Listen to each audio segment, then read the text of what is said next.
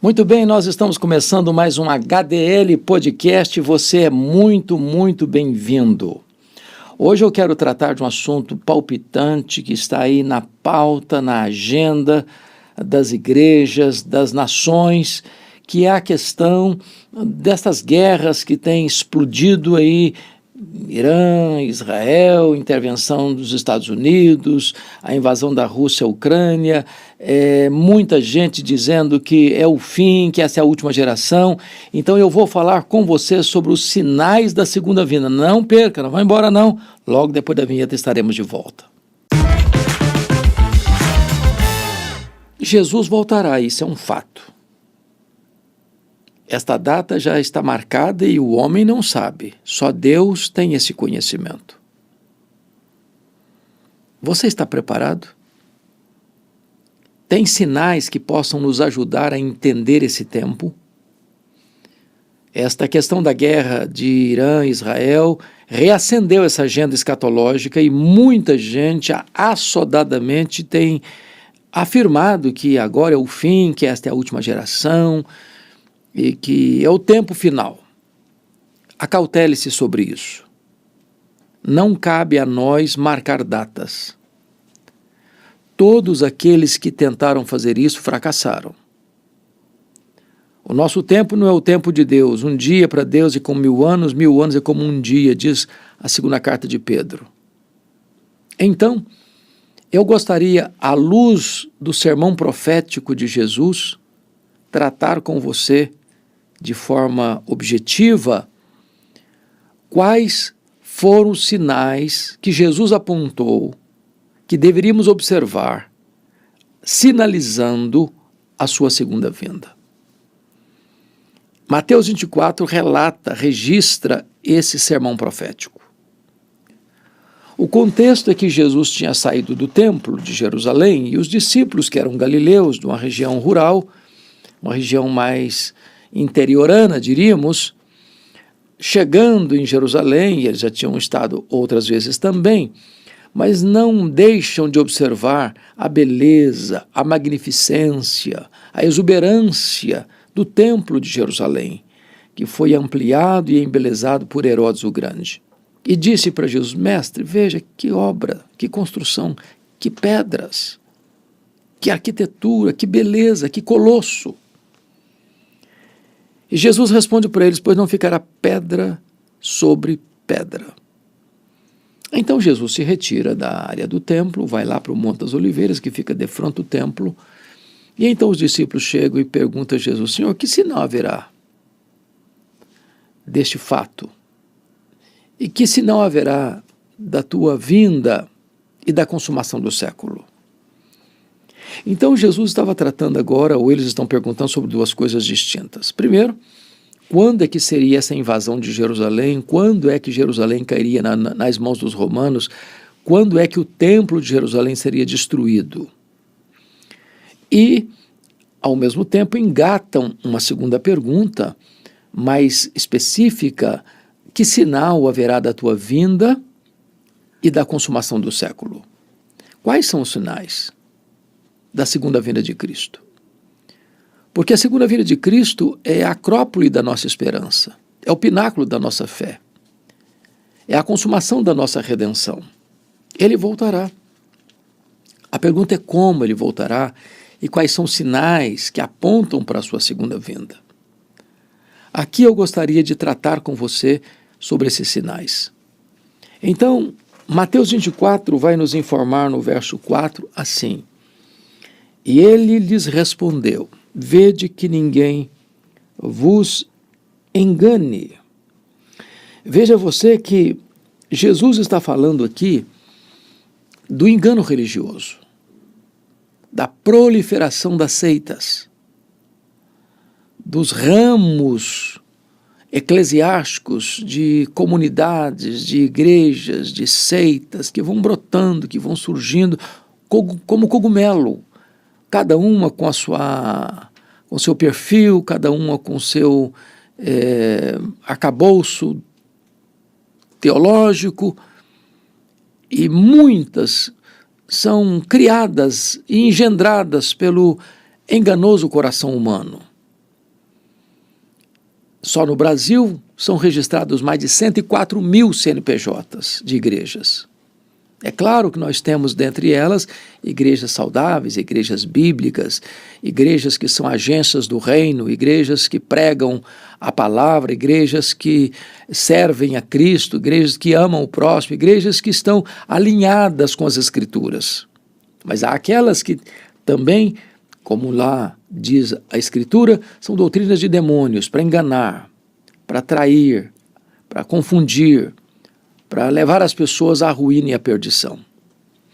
O Senhor alertou para o fato de que haveria falsos cristos, né?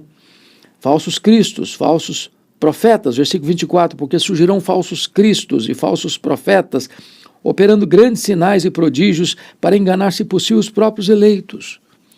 Ou seja, tem muita gente que acha que tem milagre, é Deus que fez, todo milagre é operado por Deus. E aqui a Bíblia está dizendo que tem milagres dos falsos cristos, dos falsos profetas, que vão fazer coisas espetaculosas, extraordinárias, que nós não vamos conseguir explicar, mas são milagres e sinais para enganar, para confundir.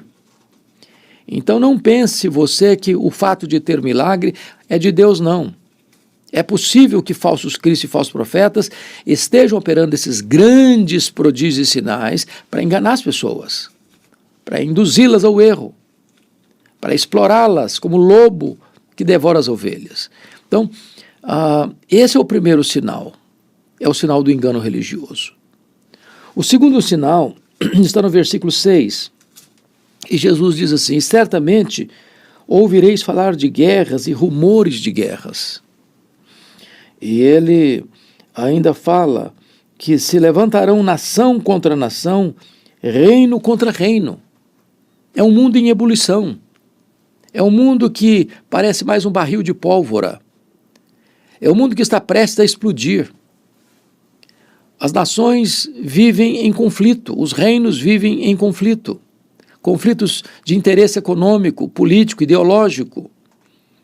Só no século passado, o mundo foi massacrado por 2 sangrentas guerras mundiais.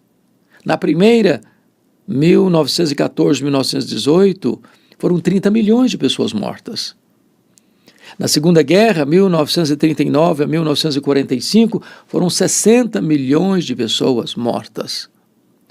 Os regimes de opressão, totalitários, comunistas, massacraram, mataram milhões e milhões de pessoas. As guerras são sangrentas. Hoje falamos de paz, mas investimos na guerra. A paz que existe é uma paz postiça. É a paz do medo. Porque você tem blocos, 2 blocos que dominam o mundo, de um lado e do outro tem bombas atômicas, tem armas nucleares, tem poder bélico para destruir o planeta, como já dizia Mikhail Gorbachev em 1985, que o arsenal que já tinha naquele tempo daria para destruir o planeta 27 vezes, e que numa terceira guerra mundial não haveria nem vencedores e nem vencidos. O fato das guerras se multiplicarem, o fato do mundo estar vivendo em pânico, em desespero, o fato de nós estarmos aí pisando em ovos, na iminência talvez de um ataque nuclear, se houver qualquer loucura, é possível que se acione alguns botões, isso dispare uma destruição em massa, que vai reverberar na destruição da raça humana. Jesus alertou para isso. Isso não é uma utopia, isso é uma realidade, hoje, apontando-nos para a breve volta do Senhor Jesus. Mas há um terceiro sinal que Jesus menciona no verso 7, haverá fomes e terremotos em vários lugares. Talvez a fome, ou as fomes, sejam um efeito colateral das guerras. Onde tem guerra, tem miséria, tem destruição. Você gasta milhões e milhões de dólares para construir e numa única bomba destrói tudo. E às vezes destrói a casa que a pessoa tinha para morar, destrói tudo que tem dentro dessa casa e a pessoa fica desamparada, sem casa, sem provisão. E isso vai desaguar em quê? numa terrível crise econômica. Isso vai desestabilizar famílias, isso vai enfraquecer o orçamento das cidades, isso vai gerar uma pobreza, o desemprego, e tudo isso reflete na questão das fomes. Aliás, as fomes não são falta de provisão no mundo, mas má distribuição das riquezas ou da provisão. Enquanto uns morrem de comer, outros morrem de fome. Ainda hoje, quantas pessoas que vão para o seu leito com o estômago roncando de fome? Quantas pessoas vivendo abaixo da linha da pobreza, em extrema miséria? Quantas pessoas que catam no lixo aquilo que vão empanturrar o estômago, mesmo cheio, mas sem qualquer nutrientes necessários para uma saúde, para uma vida saudável. Então essa é a realidade hoje. Num mundo de mais de 8 bilhões de habitantes, as fomes estão por aí. Mas os terremotos também. Multiplicam-se terremotos. A terra está tremendo, a terra está bêbada, a terra está embriagada. Os abalos sísmicos provocam desastres terríveis, colossais, prédios, pontes, estruturas, casas, cidades inteiras devastados pelos terremotos. Nós temos que estar com os olhos abertos, atentos a estes eloquentes sinais que Jesus apontou, que seriam sinais que apontariam para a sua segunda vinda. Mas ainda, versículo 12, versículo 9, é a perseguição religiosa. Então sereis atribulados e vos matarão, sereis odiados de todas as nações por causa do meu nome. Veja você que a perseguição é generalizada. Aliás, o apóstolo Paulo já tinha dito, quem quiser viver piedosamente em Cristo vai ser perseguido. O mundo odeia a igreja. O evangelho está na contramão dos valores do mundo. A igreja é uma contracultura. Então, onde chega a luz, as trevas são incomodadas. Então o mundo vai perseguir, vai odiar e vai matar. Isso não aqui, não ali, não acolá, mas mundo afora. Essa perseguição acontece. Enquanto você está me ouvindo aqui, existem irmãos nossos que estão presos, estão torturados, estão passando por agruras terríveis, com escassez de pão e com sofrimento e flagelos atrozes. Enquanto nós estamos aqui assentados, falando nesse podcast, tem gente de Deus que está sendo fuzilada, tem gente que está sendo martirizada, não porque cometeu algum crime, mas simplesmente porque tem uma Bíblia ou professa o nome de Jesus. É isso mesmo. Se você olhar, por exemplo, nos países totalitários, comunistas, nos países onde não se tem liberdade de expressão, nos países onde as pessoas não podem ter liberdade de fé, de crença, nem mesmo de expressão, então entra a opressão, entra a proibição de se adorar a Deus, de se cultuar a Deus, e a perseguição religiosa é um efeito inevitável dessa castração das liberdades individuais, desse cerceamento da liberdade de consciência, desta proibição da liberdade de expressão. Isso é um sinal da segunda vinda de Cristo. A perseguição religiosa virá nesse pacote, necessariamente. Mas ainda, Jesus vai alertar no verso 12 para um outro sinal. É o sexto sinal da segunda vinda. E por se multiplicar a iniquidade, o amor se esfriará de quase todos. Veja você que nós vivemos hoje uma espécie de paradoxo. Nós estamos alcançando as alturas excelsas do saber, nós estamos atingindo o terreno milagroso do avanço tecnológico, nós estamos pisando no Shangri-La da conquista espacial. Nós vivemos hoje um desenvolvimento sem precedentes da tecnologia, da comunicação, do deslocamento. Estamos aí pasmos de ver o avanço científico. Nós somos um gigante na ciência, mas ao mesmo tempo nós somos um nanico na vida moral. Na medida em que o mundo avança cientificamente, ele retrocede moralmente. Os valores estão carcomidos, destruídos, arruinados. Muitas universidades, mormente as universidades federais, estão tomadas hoje de estudantes que fazem do campus universitário um lugar de consumo de drogas, de promiscuidade sexual, de propagandas ideológicas. E estamos vendo a deterioração dos princípios e dos valores da família, da pátria, da liberdade.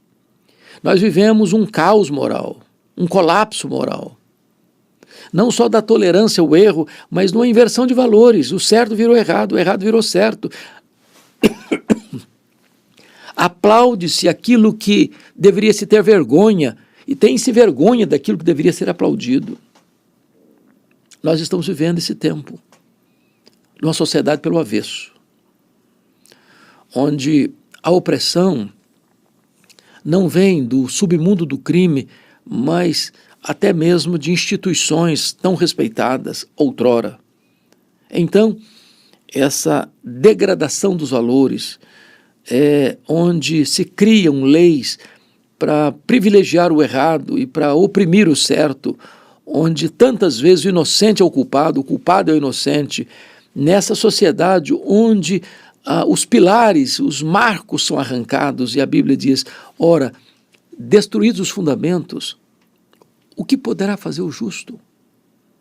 Parece que vão se esvaziando o povo de esperança, desassistindo o povo de esperança. E essa é a realidade que Jesus narrou, contou, mencionou no sermão profético, e esse é o diagnóstico da sociedade hoje. O amor se esfriando. Você tem medo de andar na rua, medo de assalto, medo de sequestro, medo de arrombamento, medo de bala perdida. Nós não temos mais segurança. O crime é organizado. A sociedade está desorganizada, mas o crime não. Então, a estrutura da iniquidade está aí com seus tentáculos enfiados na sociedade. E esse cenário caótico, esse cenário sombrio, é apontado por Jesus como um dos sinais eloquentes da sua segunda vinda. Mas o sétimo sinal mencionado está no versículo 14 e diz: e será pregado este evangelho do reino por todo o mundo, para testemunho a todas as nações. Então virá o fim.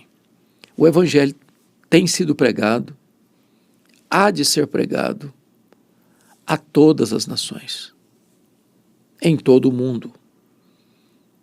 E então, disse Jesus, virá o fim. O que é maravilhoso é que outrora as missões modernas, começando lá com William Carey na Inglaterra e tantos outros missionários, Hudson Taylor e tantos homens de Deus saíram pelo mundo afora levando a palavra de Deus. Tantos outros hoje têm se levantado, ido às diversas nações do globo, pregando o evangelho, testemunhando do evangelho, levando a luz da esperança do evangelho. Mas nós hoje vivemos o milagre da tecnologia da comunicação. Eu pego um smartphone como esse e você aqui alcança milhões de pessoas com mensagens como essa que nós estamos produzindo aqui no estúdio da Luz para o Caminho em Campinas. Essa mensagem chega, essa mensagem sobe para uma plataforma e esta mensagem daqui a pouco tem 50 mil, 100 mil, 200 mil visualizações. Algumas que nós temos aqui na nossa plataforma tem mais de 3 milhões de visualizações. E sem barreiras, sem fronteiras. A internet não deu voz aos imbecis. A internet deu oportunidade ao povo de se expressar. E a internet pode ser usada para o mal, mas ela também pode ser usada para o bem.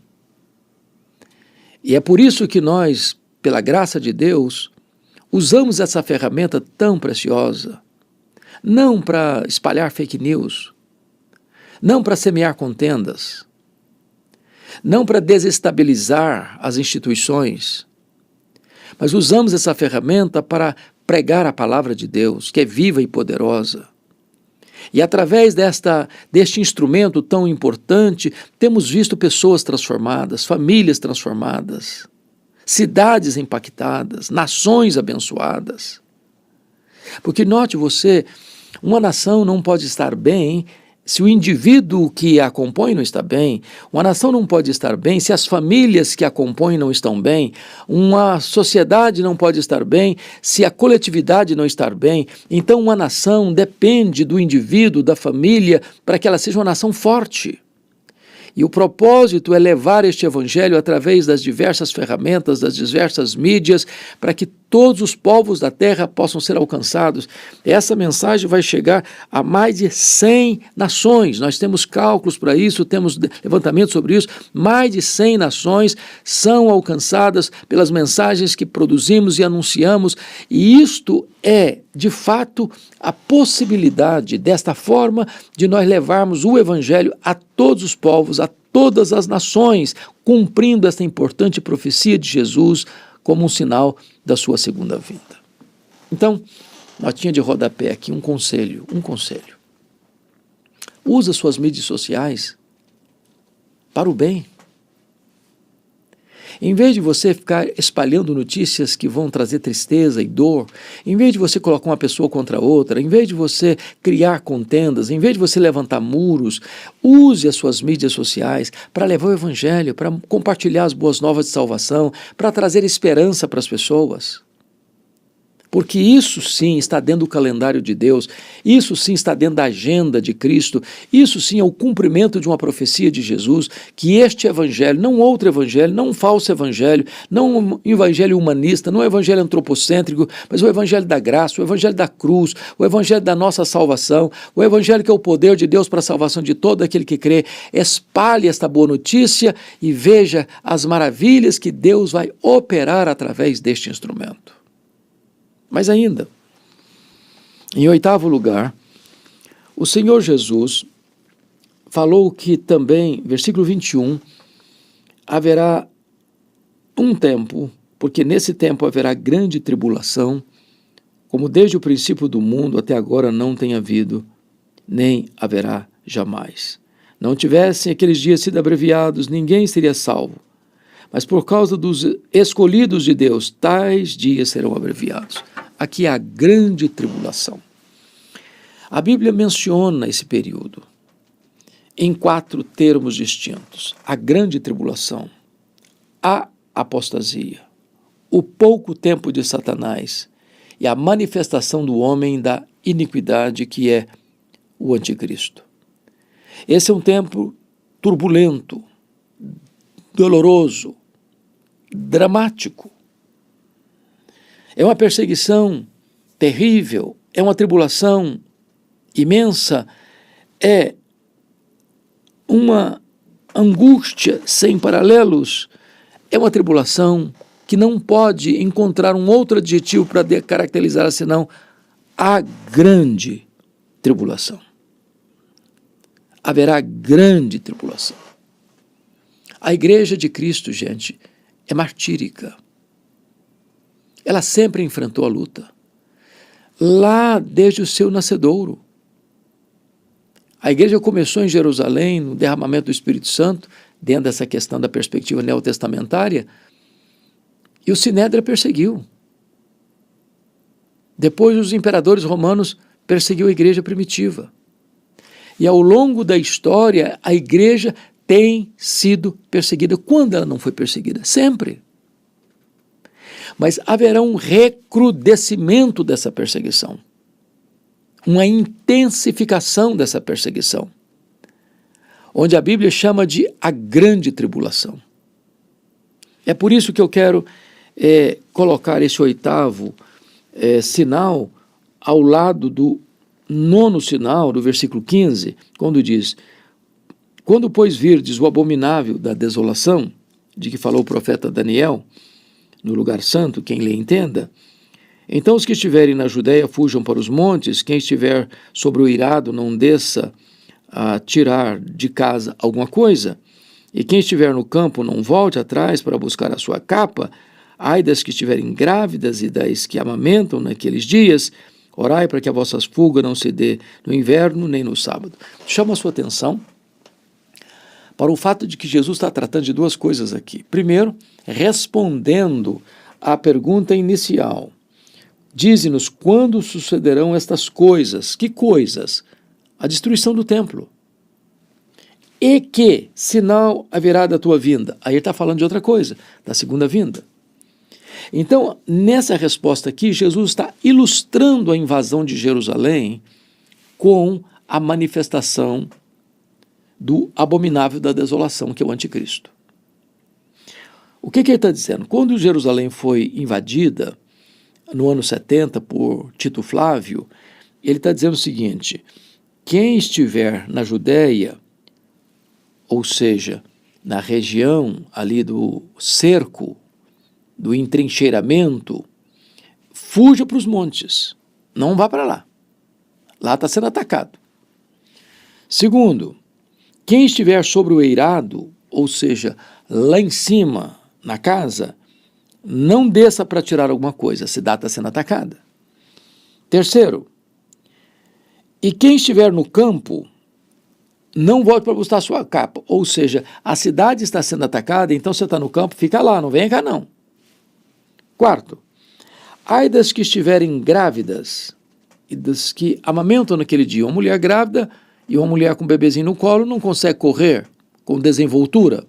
Então, ai se esse dia da tomada de Jerusalém chegar para uma mulher grávida e para uma mulher com um bebê no colo que ela não consegue correr e escapar.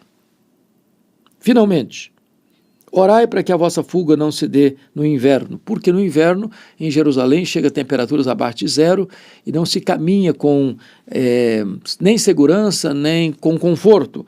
E também que não seja no sábado, porque eles tinham regras nos sábados de percorrer só determinadas distâncias, não mais do que isso. Então Jesus está tratando aqui de que a invasão de Jerusalém no ano 70 é uma espécie de ilustração de como vai ser esse ataque do anticristo, como vai ser a ferocidade do anticristo. E se você quer conhecer um pouco melhor sobre o anticristo, vale a pena você ir para Apocalipse capítulo 13, porque lá o apóstolo João vai nos dar uma informação importante. Eu vou ler para você, versículo 7, Apocalipse 13, 7. Foi dado ao anticristo, ou à besta que surge do mar, que pelejasse contra os santos e os vencesse. Deu-se-lhe ainda autoridade sobre cada tribo, povo, língua e nação. E adorá-la-ão todos os que habitam sobre a terra, aqueles cujos nomes não foram escritos no livro da vida do Cordeiro. Preste atenção. O anticristo vai se manifestar.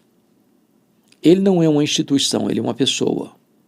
O seu número é 666, 3 vezes 6, o número incompleto, ou seja, ele é o consumado iníquo, o homem da iniquidade, o homem sem lei. Ele vai receber todo o poder e toda a autoridade de Satanás. A pergunta que as pessoas vão fazer, conforme 13:4, é: quem pode lutar contra ele e prevalecer? O texto nos informa que ele vai lutar contra os santos e os vencer. O que significa isso? Significa que o anticristo pode matar santos de Deus, homens e mulheres de Deus. Mas os homens de Deus, as mulheres de Deus, vão vencer ao mesmo tempo o diabo e o anticristo, porque eles, mesmo em face da morte, não amaram a própria vida e, portanto, o venceram com o sangue do Cordeiro e a palavra do testemunho. Ou seja, ele prefere morrer pela sua fé a negar a sua fé. E quando um crente morre pela sua fé, parece que quem está tirando a sua vida está vencendo. Mas não, quem está vencendo é o cristão. É o cristão. Porque nós devemos temer não aquele que apenas pode matar o nosso corpo, devemos temer aquele que pode matar o corpo e lançar a alma no inferno. Não, nós somos mais do que vencedores. Nem a vida nem a morte podem nos separar do amor de Deus.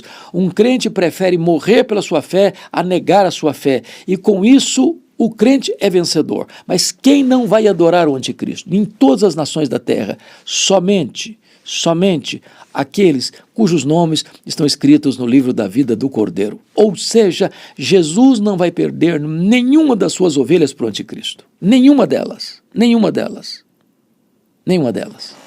Glória a Deus, porque temos plena segurança em Cristo Jesus, nosso Senhor. Bom, voltando para Mateus 24, para encerrar, é importante ainda destacar.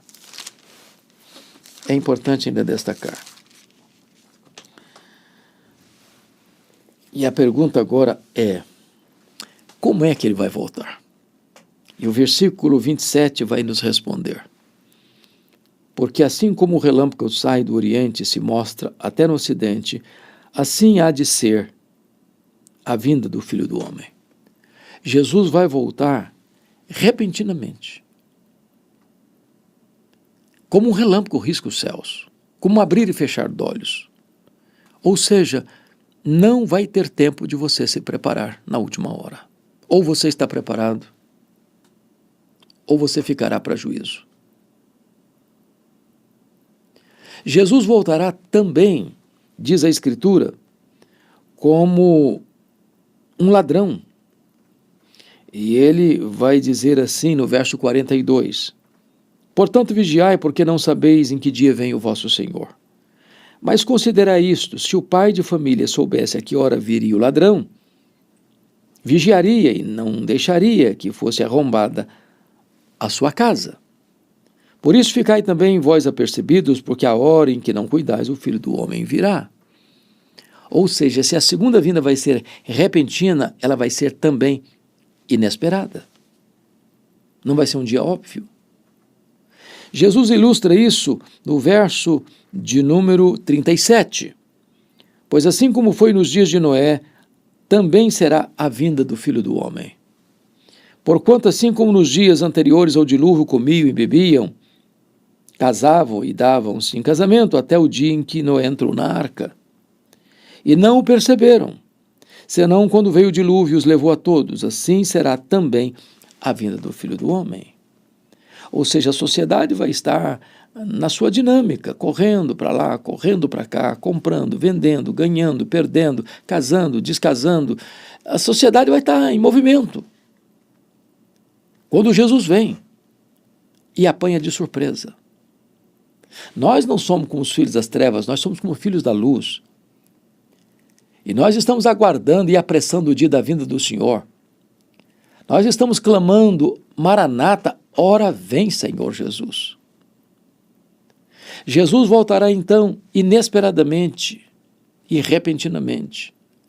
Ele virá ainda visivelmente, lá em Apocalipse 1, versículo 7, diz, todo olho verá até quantos o traspassaram.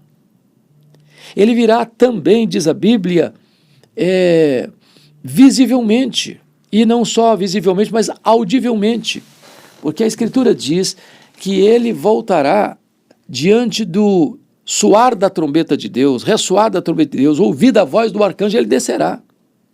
Portanto, ele voltará não só visível, mas audivelmente, todos vão ouvir o alarido, o sonido da trombeta de Deus, quando ele descer dos céus para buscar a sua igreja. Ele voltará finalmente, poderosa e vitoriosamente, para colocar todos os seus inimigos debaixo dos seus pés, para julgar as nações, para conduzir os seus para as bodas do Cordeiro, para uma festa onde não tem choro, onde não tem dor, onde não tem luto. A segunda vinda de Cristo é uma verdade tão consoladora, mas também muito perturbadora. Porque esse dia será dia de trevas para uns e de luz para outros, de alegria indizível para uns e de tormento eterno para outros. Porque quando Jesus voltar, não haverá mais possibilidade de preparação. Por isso a Bíblia recomenda, prepara-te, ó Israel, para te encontrares com o teu Deus. Eu estou lhe trazendo essa mensagem de alerta, de cuidado. Não deixe para depois, porque pode ser tarde demais. Hoje é o dia da salvação. Hoje é o dia oportuno de Deus na sua vida. Se você gostou dessa mensagem e se ela foi útil para você, eu te peço, inscreva-se no meu canal aí, nos ajude a levar essa mensagem, reparta essa mensagem com outras pessoas e assim nós estaremos juntos aliançados, comprometidos, cooperando uns com os outros para levar a esperança da salvação em Cristo a todas as nações da terra, cumprindo a profecia de Mateus 24:14. Deus abençoe sua vida, Deus abençoe o seu coração.